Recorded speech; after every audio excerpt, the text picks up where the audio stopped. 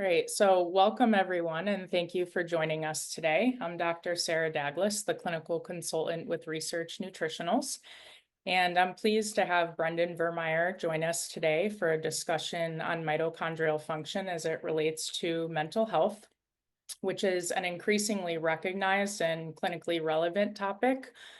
Just so you know, we will have some time at the end for a Q&A, so definitely feel free to submit your questions in the chat, and we'll do our best to address as many as we can. So without further ado, welcome, Brendan. How are you today? I'm doing awesome. It's good to see you, Sarah. Thanks for having me and hosting me. I'm excited, kind of nerd out on all things mitochondria. Yeah, absolutely. Wonderful to see you too. Thank you for joining us. So just to get us started, would you mind just sharing a little bit about your background and how you became involved in this area of research and clinical education? Yeah, it's wild because it's always tricky to how do I succinctly consolidate, 15 plus years of professional journeying because having started my career as a personal trainer and nutrition coach, it was early on that I fell in love with serving people, but more so through kind of this more scientifically sophisticated kind of data tracking model.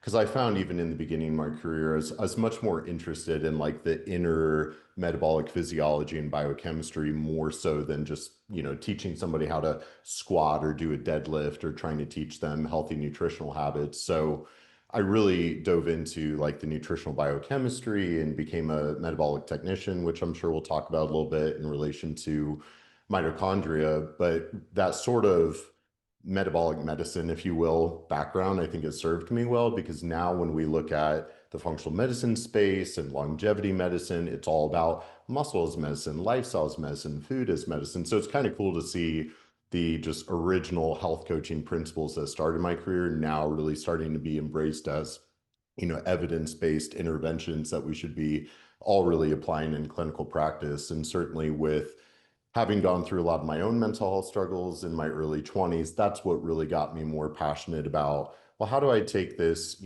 evidence-based, data-driven metabolic approach to mental health? And so that's really where I've kind of set up shop and built my whole platform around. Awesome. Yeah. So, in your work in metabolic health and kind of the mental health spaces, do you consider mitochondrial dysfunction as a really common theme in these disorders? It's kind of interesting, like in the functional medicine spaces we were talking about offline, I think we get really myopic because as practitioners and researchers, we love the science, we love the mechanisms, we love the sort of clinical theory. And then all the while it's like, well, we all agree that whole person care. We have to treat the mind, the body, the soul. And so then when we start getting into these sort of segmented, more myopic, axes or functions, whether it's the gut-brain axis or the HPA axis, or then zooming in to kind of contextualize this conversation of like, we're zooming into the intracellular level, looking at these, the organelle level, looking at what's going on in the intracellular compartment with the organelles, the ER and the mitochondria, and how that's then influencing the cell, that's influencing the tissue, the organ system, and then ultimately the organism, the client and the patient. So, we kind of have to keep in mind the context of how far we're zooming into human health, but then recognizing it's like, well, these are the power plants of the cells. And so if our cells are not able to generate adequate levels of cellular energy, literally nothing about our physiologies can be optimized or functioning properly. So literally you could say, all chronic disease, mitochondrial dysfunction is implicated in. So it's definitely something we have to be savvy. How do we test for it? How do we identify it? How do we spot it? And more importantly, how do we intervene and treat mitochondrial dysfunction? Right. Yeah, totally agree. There's really, you can look into any sort of pathology and find something about mitochondrial dysfunction that's related. So I'm totally on board with what you're saying there. So, in those terms, how would you say that impaired mitochondrial function might contribute to symptoms of different kind of psychiatric or mental health disorders like depression, anxiety, cognitive decline, even? Can you talk a little bit about those mechanisms? Yeah, it's so I always like to, if I'm on stage and teaching at a conference or something, there's all these different theories of mental illness. And the theory that most people are familiar with, because it's kind of become this marketing languaging of big pharma with their direct to consumer marketing, is this, the brain chemical imbalances, where we all have kind of been programmed to think of mental health struggles as being these brain chemical imbalances of, oh, you just don't have enough serotonin or dopamine or whatnot. And that whole model of psychiatry was built on the monoamine theory of mental illness. So just focused on the monoamine neurotransmitters. But then really you can build an argument, which now scientists and researchers have, and postulated the mitochondrial theory of mental illness, right? So looking at the bioenergetics of the central nervous system. And as you can imagine, it's like, well, if we don't have adequate cellular energy and we can't maintain the optimal cellular environment of, the neuron or the glial cell, how might that present clinically? So especially when I think of mitochondrial dysfunction, I'm thinking, depression and apathy, anhedonia, that low mood, you're just kind of feeling numb, you're flat, you're lethargic, but also the chronic fatigue, the debilitating lethargy, and even some of the chronic pain. So, we see these more complex symptom clusters increasing in a lot of our patient demographics, and really recognizing that mitochondrial dysregulation is kind of at the core of it. And then how do we ameliorate that through lifestyle and supplementation? Right. And, it's certainly not uncommon to see things like, both fatigue and anxiety and brain fog and mood disorders kind of all together as bigger picture kind of manifestations kind of going hand in hand. So it totally makes sense.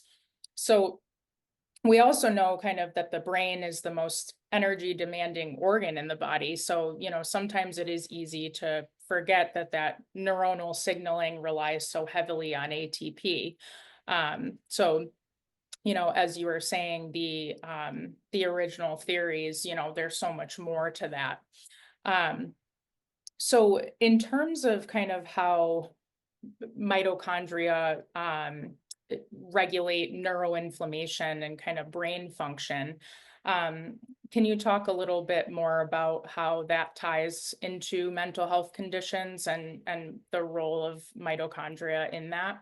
Yeah, for sure. So if I have a claim to fame, it's my sort of working theory around microglial activation syndrome is what I refer to it as. So my whole career really centers around looking at the immune system of the brain and the glial cells, specifically the microglia, which are the, innate immune cell of the central nervous system. It's basically like the tissue resident macrophage. And so these microglial cells, they only make up about 10 to 15% of the brain cell population, but they're very long lived and they're self-renewing. And they really regulate the neuroinflammatory process, which obviously we at times might need some acute neuroinflammation if we have to fight off a foreign invader like a viral infection or something like that.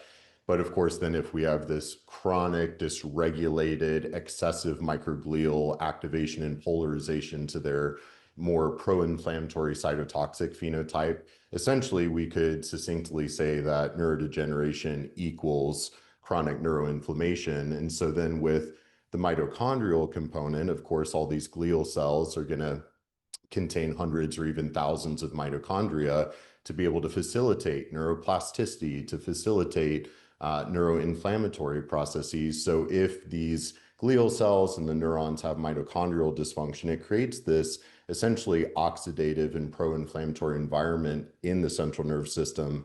And it's kind of like a fire that keeps itself going, because even if the initial pro-inflammatory stimuli, maybe that trigger has been removed, but it's a fire that keeps spreading, because then as we have more damage occurring to those tissues and those neurons, well, then we have more damage associated molecular patterns such as mitochondrial DNA that's being sort of spilled into the extracellular space that then just triggers an even bigger neuroimmunological cascade. So recognizing that the mitochondria being dysfunctional within the neurons, within the glial cells, is contributing to this whole brain on fire sequelae, it's a key component that we all have to be looking at, because the mitochondria, are really not just producing ATP, but they're actually coordinating the neuroinflammatory process.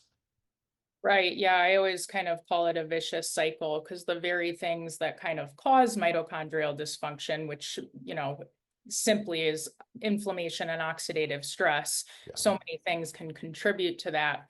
Once you do have mitochondrial dysfunction, you actually get more inflammation and more oxidative stress. So your description of it being like a fire that keeps burning, that's essentially exactly how I think of it as well. So it's definitely a problem that, needs to be addressed. What are some of the ways that you think about kind of breaking that cycle of that mitochondrial dysfunction? Yeah, well, I always have to, it's kind of one of those we zoom in and then we zoom out and then we zoom back in sort of thing, right? Where it's like we zoom into that organelle level, but then zooming out of, what are the external and internal environmental conditions that led to the organelle dysfunction, right? So obviously it starts with, the input signals from the external literal environment, but also kind of the psycho-emotional environment, right? If we're dealing with a lot of psycho-emotional stress, for example, that dysregulates our HPA axis and drives more cortisol. That can have a sort of mitochondrial suppressive effect from mitogenesis and suppressing new mitochondrial formation. Because when we look at what 88% of Americans are considered metabolically ill, so keeping in mind this sort of standard American metabolism phenotype, if you will, that excess obesity and insulin resistance and fatty liver, leaky dysbiotic gut, the physiology is very dysfunctional that then is driving this mitochondrial dysfunction. And so obviously it's a tricky thing as a functional practitioner because we want to use environment and lifestyle as kind of our first line interventions. But some patients might be a little bit too compromised or ill or symptomatic to really like overhaul their lifestyle. That can take, years and years of practicing to build up those lifestyle foundations. And in the meantime, it's like their mitochondria might be sort of starving for fuel. So we have to look at how do we provide that nutraceutical targeted intervention. If we can kind of give the spark plugs a little bit of a kick and get the mitochondria back online, well, now maybe they have a little bit more energy to then go do the exercise or get outside in the sunlight, which will then stimulate more mitochondrial biogenesis and adequate ATP formation. So it's always that balance of how do we do active care, passive care while meeting the client or patient where they're at. Right. Yeah. So that kind of begs the question too. There are people out there that, they do everything right or seemingly do everything right. They're exercising, they're getting that sunlight, they're eating a really healthy diet. They're doing all the right things, but for some reason they're still fatigued, and it is found that they do have some underlying mitochondrial dysfunction. So what could be some of the mechanisms there for these more seemingly healthy people? Well, with like a mitochondriopathy, there are more the rare genetic disordered versus the kind of lifestyle acquired. So certainly anybody with insulin resistance or obesity and some of these disorders. But it depends on the individual because you do have like those canaries in the coal mine. I've done a lot of work in the mold illness, Lyme disease, complex chronic illness space. And that's a really hard space to navigate because these people, they might be the types, and I've had clients, I've had loved ones that sort of fit that archetype description where it's like, well, they actually have pretty good lifestyle behaviors and nutritional habits or exercise habits. But at times, even just recently, I had a case that fits this conversation perfectly. Really impressive, kind of high achieving client, postmenopausal woman on HRT. But then when we did like really, really deep analysis with my lab test that I run on everybody, the mental map, we actually saw that she had elevated neuron damage, brain cell damage based on neurofilament light chain, which normally would be more of a neuroinflammatory thing. But we looked at all of her inflammatory markers, including really clinically validated markers of neuroinflammation. And she really didn't have any measurable excess inflammation. So it's like, well, what's going on here? But then really the elephant in the room that stood out was essentially she had a copper deficiency induced macrocytic anemia. And then when you look at like the role that copper plays in mitochondrial function, and it's like, well, if she's, basically an undiagnosed anemic and she's not effectively transporting oxygen to her cells with oxygen as the final electron acceptor to make ATP, right? So her main complaints and symptoms being insomnia and fatigue, even though she's doing everything right on paper. So really with her, she's a perfect example of, well, you're doing all the right things from lifestyle, but with some of the clinical work that she had done with other practitioners, really she had mitochondrial nutrient deficiencies that then were causing this sort of anemia, hypoxia picture that then was causing damage to her neurons because of essentially nutrient deficiencies. So, it depends on the individual, but sometimes, especially if they seem like they're doing everything right, that's especially where you have to bust out some of the fancier tests and biomarkers to really figure out, well, what's at the root of this? And could it be like a mitochondrial etiology? Right. Yeah. I think sometimes too, it even comes down to exercising. You mentioned nutrient deficiencies. Sometimes people are kind of over exercising and not properly repleting their nutrients, and then not giving themselves rest and things of that nature. So I think that could be kind of another one of those underlying causes. Is that something that you've seen as well? Oh, 100%. I mean, I kind of have 50-50 in my practice. Like that woman was your high achieving, exercises a ton, which I don't know how she has the energy. I mean, good for her. She's clearly a hard worker and pushes herself hard. But if anything, she might want to, back off the exercise intensity and work on kind of parasympathetic tone and a little more rest and digest in her life. However, obviously the majority of Americans, it's the opposite. We need to get them moving more, and maybe supporting their mitochondrial health and ATP production is how we can kind of jumpstart of like, all right, now let's get to the gym. Now let's work on the strength training and the zone 3 cardio so we can really stimulate more mitochondrial capacity. Right. Yeah, and I know that you mentioned kind of that gut brain connection earlier as well, which of course also, if we have simply poor ability to absorb, that can lead to nutrient deficiencies as well. So can you talk a little bit more about how mitochondrial function might relate to the gut brain axis and kind of what implications that might have for mental health?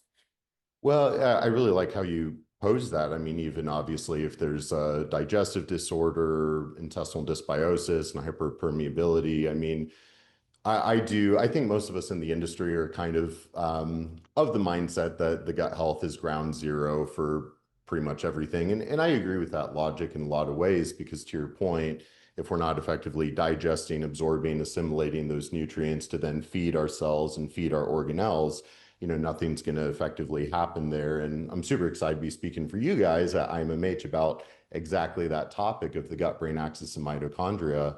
As we were discussing offline, it's like, okay, with the gut-brain axis, we're talking about this, big bidirectional organ system of the enteric nerve system and central nervous system communicating with each other through these three major pathways. But then if we zoom in further and recognize, well, even those enterocytes in the gut epithelium are going to be packed with mitochondria. And if those are dysfunctional, that contributes to the hyperpermeability. And then as we have that translocation of all the endotoxins and exotoxins and mycotoxins and other PAMs and antigens that drive more of an oxidative and inflammatory response. I really liked what you said earlier about oxidative stress and inflammation, because I always describe those as kind of like the two great plagues of the human metabolism, right? And they perpetuate one another. Oxidative stress drives inflammation and vice versa. So it can be that sort of pathophysiological vicious cycle. And this is where I think a lot of times my clinical priorities when starting out with a new client, if we can get the gut-brain axis and gut health on point, obviously build up the microbiota diversity and get those postbiotics that can have a beneficial effect on the mitochondria, but also vice versa. If we can kind of shotgun some of the mitochondrial nutrients, that'll also support the healing of the blood-brain barrier and the intestinal barrier and make all of those tissues and cells that constitute the gut-brain axis more functional and back online. Yeah, it kind of ties into the whole concept of leaky gut, leaky mitochondria, leaky brain. When all of these things are leaky, they're gonna impact one another. Um, So what are some of the ways, besides the postbiotics, like you said, that you might go about addressing this, on top of course, cleaning up the diet, trying to enhance the gut environment and the tight junctions and all of that? Yeah, obviously the lifestyle is where I think we should all be spending the majority of our time and using effective coaching strategies and behavior modification techniques, motivational interviewing. It takes quite a bit of it's almost kind of psychotherapy based coaching in a lot of ways to get them to adopt the healthy lifestyle behaviors. But ultimately, too, I mean, that's where I do find clients and patients these days, I think they're really curious and I think they're more hungry to learn, well, what's going on in my body? They really like lab testing because I think the seeing is believing, right? If we can identify, well, here's the biomarkers that are off in your system, and how do we tailor a bio-individualized protocol to that? Because, for example, in my practice, we do have a lot of mold and MCAS, or at least individuals that maybe they think they have mold and MCAS, and we have to suss that out with objective testing. But sometimes the very first thing might be stabilizing the mast cells with something like histoquel because they're too reactive to do some of the deeper antimicrobial work or sort of microbiota landscaping, if you will. But a lot of times I'll start with things like the Renew Gut Thrive with the Akkermansia and the zinc carnosine and the DGL, because if we can smooth the intestinal lining and we can promote optimal peristalsis and motility, get things moving through the GI tract more effectively, get the short chain fatty acids online, but then we can also stack it with some of these other essentials like, well, maybe let's put in some polyphenols, something like Cytoquel to ameliorate the pro-inflammatory cytokines a little bit. So it depends on really their biomarkers is how I'm determining the clinical priority, but I don't think you can ever go wrong with trying to calm the inflammatory cytokine storm, promote the mitochondrial function, diversify the microbiota terrain. That's always a good sort of triage to start out with clinically. Yeah, absolutely.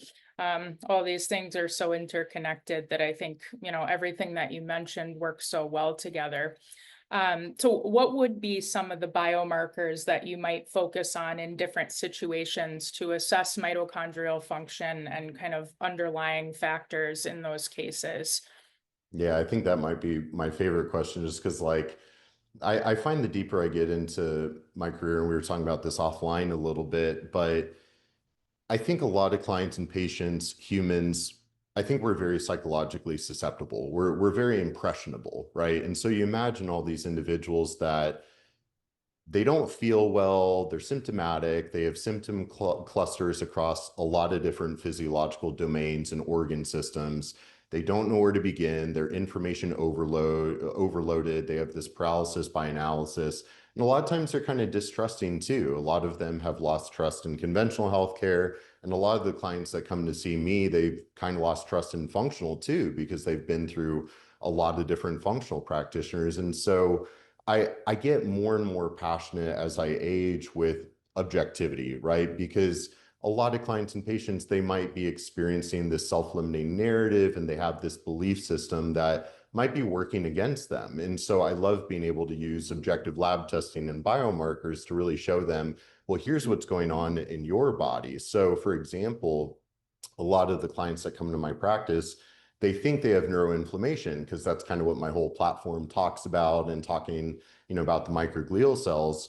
So, but believe it or not, like I would say 80% of the time, these individuals that do my mental map lab test, most of them don't have elevated neuroinflammation. So I always kind of bring that back to them of, you thought all of your problems were because of neuroinflammation, but if that has already been ruled out, what do you make of that? What do you think might be going on in your body? So bringing it back to the objective biomarkers is how we can really paint a clear picture for the client and patient and know what aspects of their physiology or biochemistry do we really need to hone in on and target more effectively. So with mitochondrial function, because it's the organelle level, we don't really have like great direct markers of mitochondrial function. I'm sure some people in the audience are like, organic acids with Krebs cycle metabolites. And it's like, maybe, but really those are not super clinically validated, right? And so if we're using more clinically validated markers,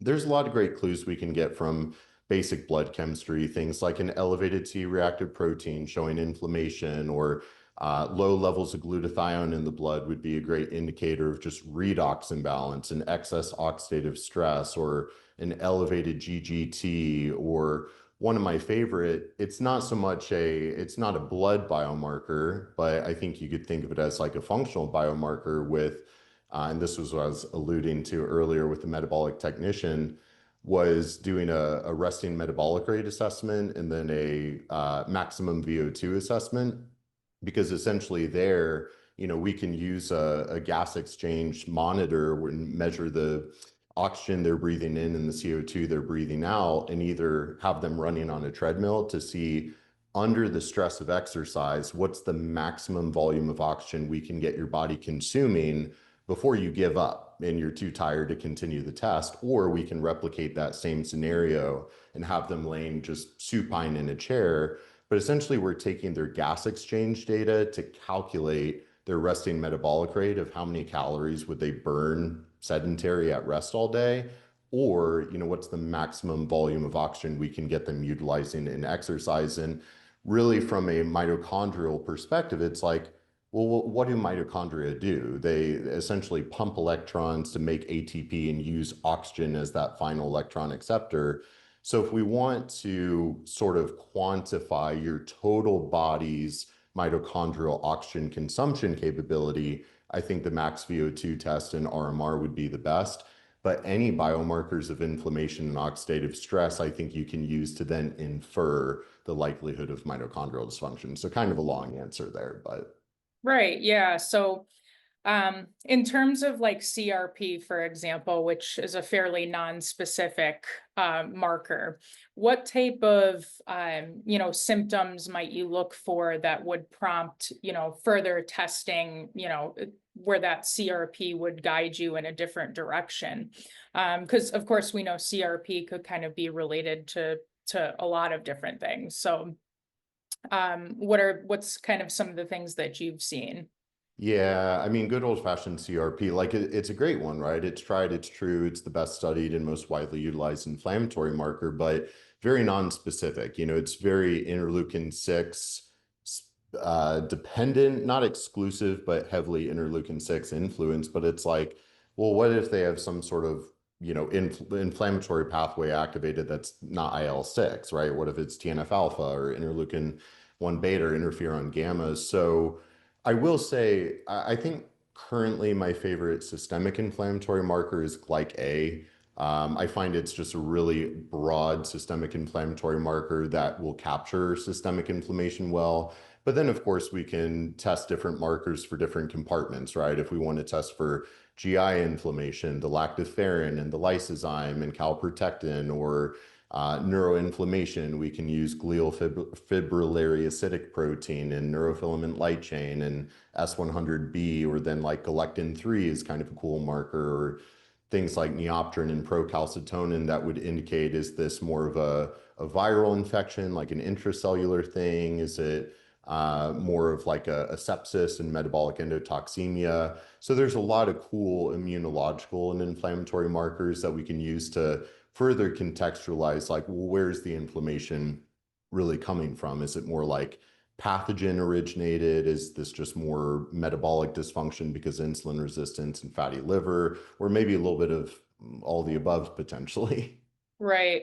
So what's the kind of most of what you've seen out there in terms of underlying factors in mental health? Has it been mostly metabolic? As we know, metabolic health is so poor, especially in our country. Or has it been more so related to kind of chronic infections, or mold exposure or toxin exposure? What is it that you've seen the most in practice?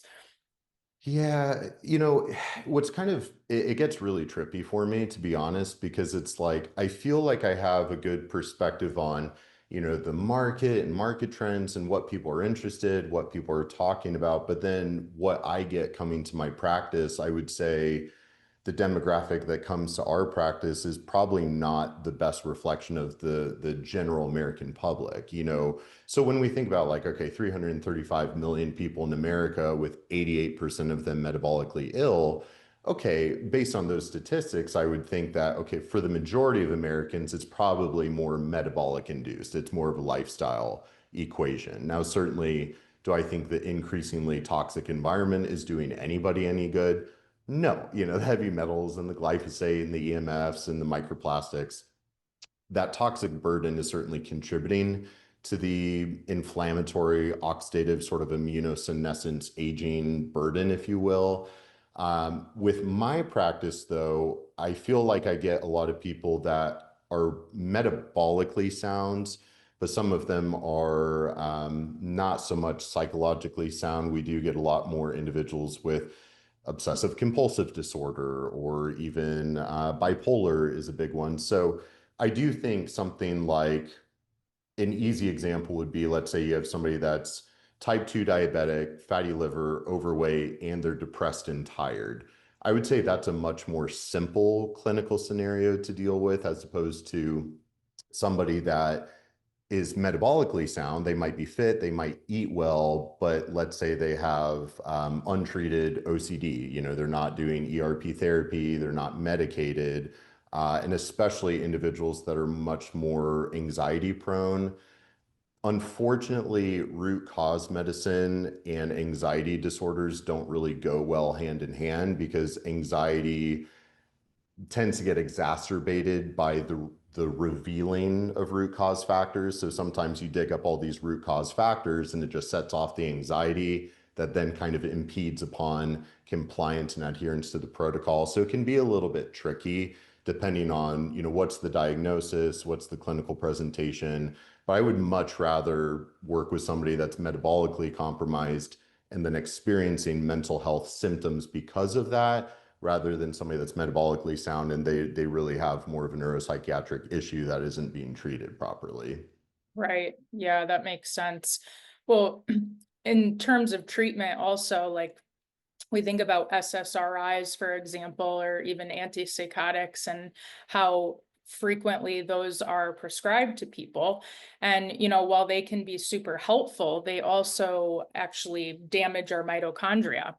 So, um, what would you kind of recommend in those situations where somebody's like, well, I'm taking this SSRI and I feel pretty good on it, but you also know that they likely have some mitochondrial dysfunction occurring alongside that? Yeah, so that's a perfect question and kind of piggybacking off the last question and answer.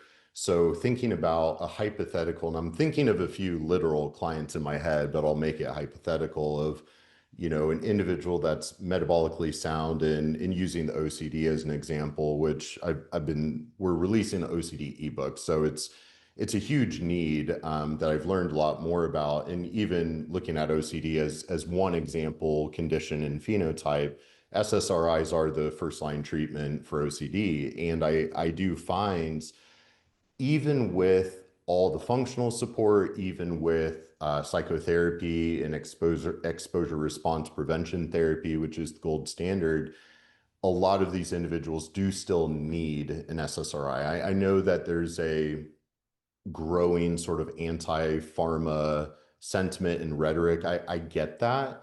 But at the same time, I think we need to honor the fact that some people do need these neuropsychiatric drugs to be more stable and to make their mental health disorder more manageable. So OCD and SSRIs are a great example. But to your point, there are some studies like fluoxetine, for example, has been shown to reduce mitochondrial membrane potential in vitro. So do we really know how that translates to, in vivo in humans? Not really. But ultimately, the point being, well, SSRIs might be disturbing mitochondria. Now, it's nuanced because SSRIs can promote neuroplasticity. They can combat and ameliorate neuroinflammation. So it is kind of a pro-con situation. Does the individual really need it to be stable? Because think about a lot of what we do as functional medicine practitioners is delivered and facilitated through coaching and behavior modification. But to have effective behavior modification, they have to be psychologically stable enough that they're coherent and coachable, right?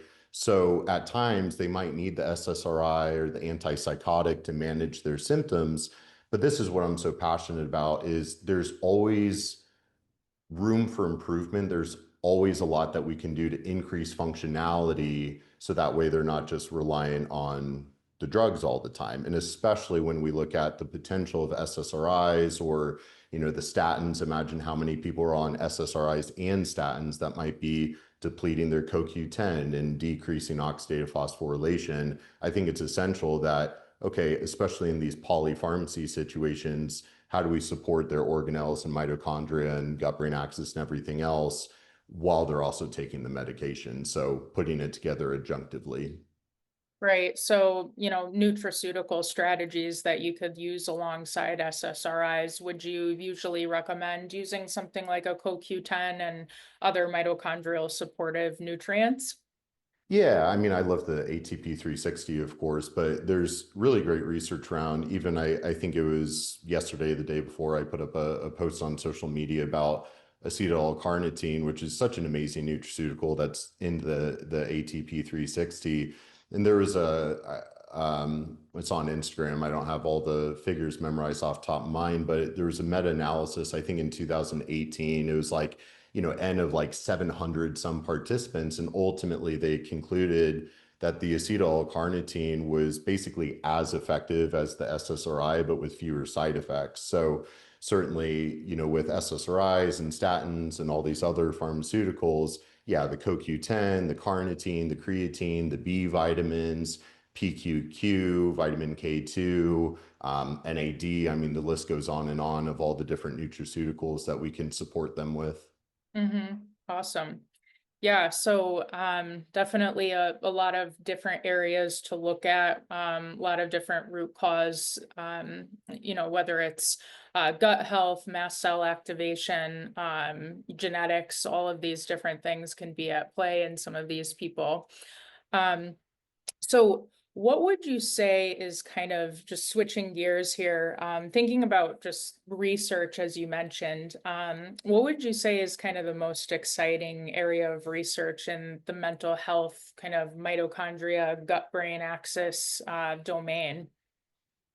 Well, there's a lot of areas of research I'm pretty excited about, and currently I'm almost like hesitant to say it because I'm like I hope it goes through, but I think I'm going to be involved in a gut-brain axis study later this year, and we're working through some of the details of how we want to structure it. But kind of being, the idea being we're going to try to map the gut-brain axis a little bit more so clinically of how does the microbiota compositional data using like shotgun sequencing. How does that correlate with markers of intestinal physiology? How does that correlate with systemic markers of inflammation or immune activation or neuroinflammation? So we'll see how that pans out. But also, I think another area that I hope to do some research in time through my research foundation would be like PTSD and trauma. I think is a really interesting kind of phenotype, especially through the lens of mitochondria, because we see how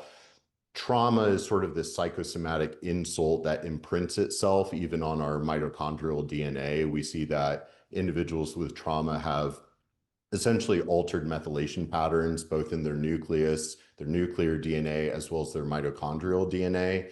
So obviously there's a lot mechanistically that we don't really have figured out yet, but the emerging evidence is showing some really cool things of, trauma isn't just this psychological insult, but it's negatively impacting our epigenetics. It might be negatively impacting our mitochondrial capacity and function and sort of priming the body to more of this sympathetic dominant oxidative inflammatory phenotype. So a lot of layers of research on that. And even as an example, minocycline, which is a tetracycline antibiotic, just like doxycycline, one of the in the world of neuroinflammation research, minocycline is used a lot because one of its properties is it's known to cross the blood-brain barrier and basically inhibit that microglial activation inflammatory response in the brain.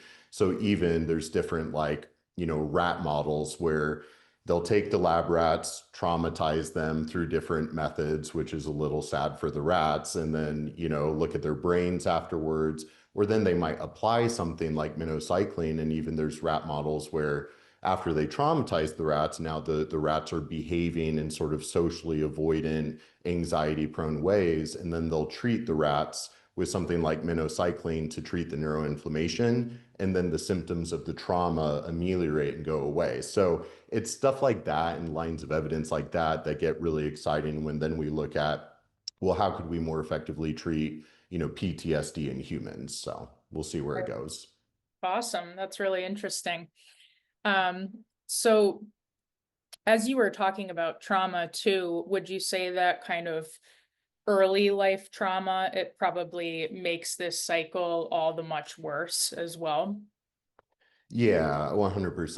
There's so much research on adverse childhood events and early life trauma and how that can imprint upon their lives. And there's a lot of layers in the research, of course, of like more observational studies of seeing, well, hey, individuals that experienced a traumatic event, maybe early in life, they tend to have higher inflammatory markers in their blood. And obviously, okay, association doesn't equal causation of, well, maybe because they were traumatized early in life, maybe they have, poorer self-image, maybe they're not taking as good of care of themselves, and then they're doing lifestyle habits that drive inflammation. So is it necessarily that the trauma, 20 years ago is what's driving the inflammation in the present? Is it sort of this chronic nervous system dysregulation that is then presenting as inflammatory disease or autoimmunity later in life? I think it's a little bit of all the above, but certainly it excites me to think about, well, how can we marry, psychotherapy and different psychosomatic interventions with sort of our therapeutics and our peptides and nutraceuticals to help make moving out of trauma and moving through it and resolving it more efficacious, which is a huge need, I would say. Right. Yeah. So definitely some root causes to kind of dig into with people for sure. Even kind of all the way back to childhood and whatnot. So so many different areas where we can investigate. So I want to leave a little bit of time for the Q&A. So I just want to leave you with one last question here. I know that we see more and more kind of mitochondrial tests coming out. I'm not sure about, the scientific validity of them so far at this point in time, at least. But do you kind of foresee mitochondrial function assessments becoming part of standard psychiatric evaluations kind of in the future moving forward, kind of as a regular, mainstream sort of thing that doctors are doing or practitioners are doing? Yeah, I think so with, the kind of dominating theories. Like I will say, when we were talking about it off air a little bit, I always try to make sure I'm being respectful towards conventional medicine. And it does still amaze me though, it still feels 20 years in the past. I would say in the functional medicine space, we're kind of on the forefront. We're like early adopters. Sometimes in functional medicine, it feels like we adopt ideologies before like the body of evidence has really substantiated it. Whereas then conventional is like the opposite, right?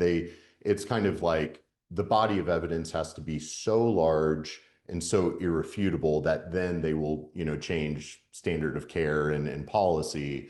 But it takes a good, I would say, 15 to 20 years for, what's kind of coming out in the research, and then that body of evidence grows a little bit. So I think we have a long ways to go. And I think especially when it comes to how do we objectively quantify mitochondrial dysfunction, that's, I think, the hard thing. I think the best thing we can do right now is use proxy markers of primarily oxidative stress. And we have tons of great markers of oxidative stress, whether it's like your GGT, uric acid, bilirubin on your basic blood chemistry, or looking at things like myeloperoxidase and homocysteine and malondialdehyde and lipid peroxide. So we have a lot of cool biomarkers now that are, I would say, relatively commonly used in the functional space, but not even close in the conventional. And what's kind of ironic about this whole dialogue is, I was first put on an SSRI when I was 17. I was just doing a physical with my doctor for wrestling season. And I'm, a senior in high school. And I mentioned getting, sad and depressed during the winter, some seasonal affective. And, without a referral to a clinical psychologist or a psychiatrist, without doing any lab testing or anything, well, here's an SSRI, right? Which then, of course, has that stern black box warning of could cause suicidal ideation, might have some other negative side effects. So certainly just looking at the wide dispensing of the pharmaceuticals and the SSRIs without even really digging deeper into the individualized, mental health care needs that that individual might need. So long ways to go, but that's what excites me so much about what we're doing in the functional medicine space, because we already have so many amazing tools at our fingertips right now that we can employ with our clients and patients and track that data. I always like to say that we want to track the physiology more than we chase the root causes, right? Get a lay of the land physiologically with our clinically established biomarkers, intervene, reassess, and then reevaluate and make adjustments to the protocol. Awesome. Yeah, sounds wonderful. Thank you, Brendan. I'm gonna Of course. open up the Q&A at this point, and we'll see what people have to say here. All right, just some comments here. I guess first, how are you addressing or approaching long COVID? I see so much of this in my practice, as well as POTS, dysautonomias, and neurodivergence, high correlations with this as well. Where does mitochondrial dysfunction fit in this? Yeah, I mean, the long COVID thing is interesting because, like, during the pandemic, I was trying to put out some helpful information without getting caught in the crossfire and the politics of all of it, which was, hard enough to do. One of the things, so I mentioned this marker earlier called neopterin, and it's such an amazing biomarker that's really reflective of intracellular immunity, so very much like Th1 intracellular effects. And what's really cool about that biomarker, though, it's primarily a marker of macrophage activation. So more so the peripheral tissue resident macrophages, but also potentially the microglial cells in the central nervous system. And so as they're stimulated and activated by interferon gamma, or lipopolysaccharide is one of the major inducers of this pathway, these cells will release neopterin that we can measure in the blood. It's a serum blood draw. It's a relatively cheap biomarker, and it's very much reflective of the M1 macrophage microglial polarization. So the more kind of pro-inflammatory phenotype. Now, why I bring this up for the long COVID question, I would say, I would argue that neopterin was probably the single most valuable biomarker that we should have all been using and tracking and evaluating during COVID, because it's probably the best biomarker of intracellular viral replication, right? Viruses, they hijack our nuclear DNA to replicate themselves. So it's an intracellular pathogen offense, and neopterin is reflective of that. And also kind of this whole conversation around mitochondria and mental health. So neopterin is sort of pro-oxidative in itself, but as it's going up, it's depleting our biopterin, or BH4, which is major cofactor to make all of our neurotransmitters for the most part. And so with long COVID, whether it's the immunological response from the vaccine or the immunological response to the actual virus and the spike protein, that neopterin would be the perfect marker to track as they're, peaking with their fever, coming down, getting symptom resolution, because the neopterin will basically allow you to track that. And I was really kind of postulating with long COVID, I think what was going on there, because we know that the spike protein will trigger macrophage activation, microglial activation through toll-like receptor 2. And so with the spike protein deposition that was occurring, I really think a lot of that was related to the microglial neuroinflammatory response. And I think we had the biomarkers available, but it just wasn't like widely known information. Because then at least we could have used those data points to track, well, what interventions are working, like, intranasal VIP nasal spray, or monoclonal antibodies, or nutraceuticals, whatever is going to get the job done. But yeah, I think the long COVID thing was kind of a miss, shall we say. Mhm. Thank you for that answer. Another question here. Would inositol be a better option for OCD? So with OCD, as you know, even without any testing, which I mean, I do testing on everybody, but even without the testing, I still think like higher dose glycine and acetylcysteine and inositol is kind of a nice little nutraceutical stack that I'll recommend to individuals with OCD. Now, I want to be super candid here in that I find with OCD, you know, it's such a unique mental health disorder with the rumination and the intrusive thoughts, and it's kind of like a loop that'll just burn over and over and over. And so I do think it's absolutely imperative that any individual struggling with OCD, they're doing exposure response prevention therapy because that is the gold standard and it has pretty high efficacy. And I don't think it's an easy therapy to do because it's very much exposing them to things that are very triggering for their OCD. And it's essentially they have to kind of learn how to white knuckle it and bear through it, but it sort of decreases the sensitivity to the trigger. So that side of the equation is absolutely critical. I also do find that the benefit from supplements can be a little bit modest, right? As opposed to like an SSRI could dampen the intrusive thoughts and rumination quite a bit more. Whereas even doing like, let's say 3 grams of N-acetylcysteine that has some research behind it or inositol, but even with the inositol, it has to be dosed really high, like 10 to 20 grams.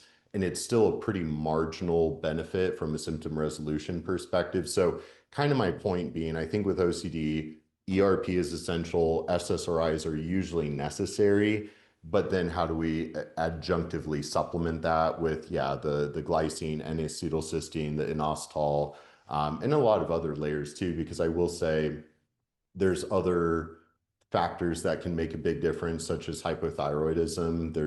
You could look at all these different layers of evidence on the role of thyroid hormones in OCD.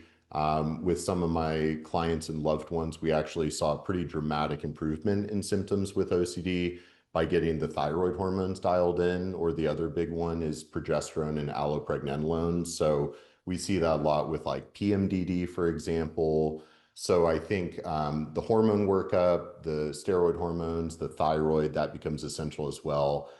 But yes, inositol is a good consideration for OCD. But it's not going to cure it, is my point. It's not going to, make all the intrusive thoughts go away forever, but it might help a little bit. So Yeah, it's never simple, that's for sure. no, no. So another question we got is, do we need to test biomarkers to recommend something like ATP 360? What's your stance on that? What's kind of funny about my career is like my whole career is very biomarker centric, which is more so to keep it all rooted in objectivity, like I was saying before. And kind of as a to make that point, back when I was 18, I'm like a brand new personal trainer, nutrition coach. All my clients were weight loss clients. They were, middle class, average Americans that were out of shape, wanting to lose a little weight, wanting to get a little more fit, feel a little bit better. And so, of course, then as practitioners and coaches and clinicians, well, how do you define success along this journey? How do you want to measure success? Of course, a weight loss client, they're going to say, well, I'm going to weigh myself and I want to lose weight. And it's like, but is that the most sensitive, accurate, reproducible data point that we could be tracking? For a weight loss client, I would much rather track their leptin to adiponectin ratio in their blood rather than a very grotesque biomarker like simply crude body weight or BMI, which is not very helpful, right? So I think using really, really sensitive data points that we can track to see if it's working or not. But I will also be the first to say we don't need lab testing to help people, right? The lab testing is what keeps us rooted in data, in evidence, and objectivity, which can be really helpful when things are getting a little bit messy and blurry and complicated. But to be fair, we don't need any lab testing to help people. We sure as heck don't need lab testing to recommend here's an amazing clinically studied nutraceutical supplement that can boost your mitochondrial function, right? Right, yeah, and I'll say too that just in, my experience here, so as we said, so many different pathologies have mitochondrial dysfunction underlying. And, our ATP 360 does have research behind it showing a 52% improvement in energy levels after just 2 months. And so we see, and we hear a lot from our clinicians that are using this product that they're really seeing huge boosts in energy levels, improvements in sleep in patients, kind of across the board with all these different pathologies. So certainly, I think it's the type of thing that for most individuals would be safe to, try and see how it works for you. Where, as you said, Brendan, there's, not many reliable straight mitochondrial tests that are super rooted in science. So, that's kind of it can be kind of a trial and error type of thing too. Absolutely. Now another question we had was, do you see mitochondrial health related to perimenopause when it comes to swelling, inflammation, and weight gain?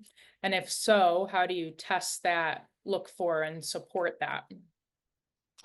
Yeah, I mean, I've been seeing a lot more information. Like women's health is really hot right now, and finally, women are getting the attention they deserve from more of a clinical research perspective. And so, with that sort of perimenopause, postmenopause transitional state, a lot's going on there. As we get this big drop in estrogen, progesterone, that's going to dramatically change things. Also, the thyroid is usually becoming a little bit more sluggish, and then we see more hypertension creeping up because enos goes offline as estradiol is dropping quite a bit. So it definitely changes the sort of redox cytokine milieu, essentially all the different signaling molecules circulating through your body, and definitely contributing to the insulin resistance, the hypertension, the weight gain, or kind of stubborn weight loss and weight loss resistance. So absolutely, mitochondrial dysfunction is going to be a part of that sequelae and part of that peri-postmenopause transition.